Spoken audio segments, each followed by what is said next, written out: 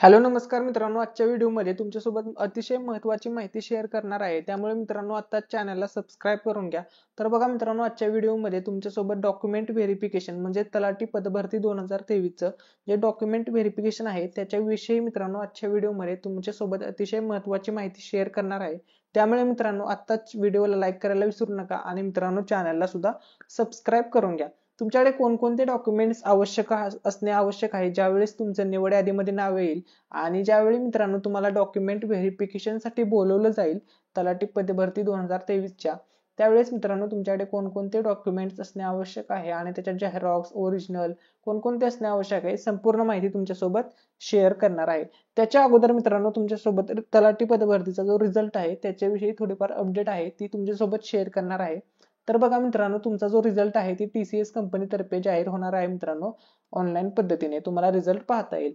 तर तो रिझल्ट कधीपर्यंत तुम्ही पाहू शकता, तर तो रिझल्ट मित्रांनो तुमचा जानेवारी महिन्यामध्ये तुम्हाला पाहता येईल मित्रांनो. 9 जानेवारी 2024 ला सुप्रीम कोर्टाचा पेसा केस संदर्भातील रिझल्ट येणार आहे.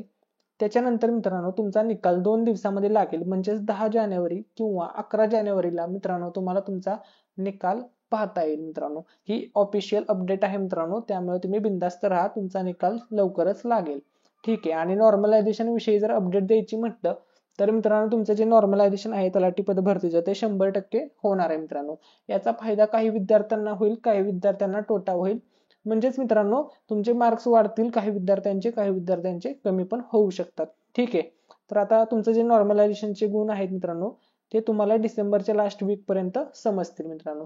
आता महत्वाचा मुद्दा जो आजचा व्हिडिओ बनवण्याचा आहे तो टॉपिक आहे मित्रांनो की तलाठी पद भरती 2023 मध्ये कोणकोणते डॉक्युमेंट्स तुमच्याकडे असणे आवश्यक आहे डॉक्युमेंट व्हेरिफिकेशनच्या वेळी.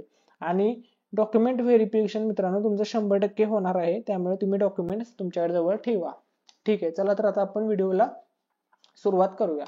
तर बघा मित्रांनो, ही तलाठी पद भरती 2023च्या कागदपत्रांची यादी आहे. पहिला कागदपत्र आहे मित्रांनो शाळा सोडल्याचा दाखला, 10वी 12वी पदवी. ठीक आहे. पदवीवरती तुमची भरती आहे, ग्रॅज्युएशन पोस्ट ग्रॅज्युएशन जरी झालं असेल तुमचं तर तुमच्याकडे असेल डॉक्युमेंट तर तुम्ही सोबत ठेवा. त्यानंतर 10वीचे मार्कशीट व बोर्ड सर्टिफिकेट तुमच्याकडे असणे आवश्यक आहे. त्याच्यानंतर मित्रांनो 10वीचे मार्कशीट व बोर्ड सर्टिफिकेट 12वीचे मार्कशीट व बोर्ड सर्टिफिकेट. त्यानंतर चौथा आहे पदवी प्रमाणपत्र डिग्री सर्टिफिकेट तुमच्याकडे असणे आवश्यक आहे. पोस्ट ग्रॅज्युएशन प्रमाणपत्र हे नसेल तरी चालेल, जर तुम्ही केले असेल पोस्ट ग्रॅज्युएशन तर तुमच्याजवळ असणे आवश्यक आहे. ते सोबत नेलं तरी चालेल. असं पण तुमची भरती डिग्रीवरतीच आहे. ठीक आहे. पोस्ट ग्रॅज्युएशनची गरज नाहीये. त्यानंतर अधिवास प्रमाणपत्र डोमासाइल सर्टिफिकेट तुमच्याकडे असणे आवश्यक आहे. त्यानंतर 7 नंबरचा आहे राष्ट्रीयत्व प्रमाणपत्र म्हणजेच नॅशनॅलिटी सर्टिफिकेट तुमच्याजवळ असणे आवश्यक आहे. त्यानंतर जातीचा दाखला म्हणजेच कास्ट सर्टिफिकेट तुमच्या जवळ असणे आवश्यक आहे. 9 नंबरचा आहे नॉन क्रिमी लेअर सर्टिफिकेट तुमच्या जवळ असणं मित्रांनो आवश्यक आहे.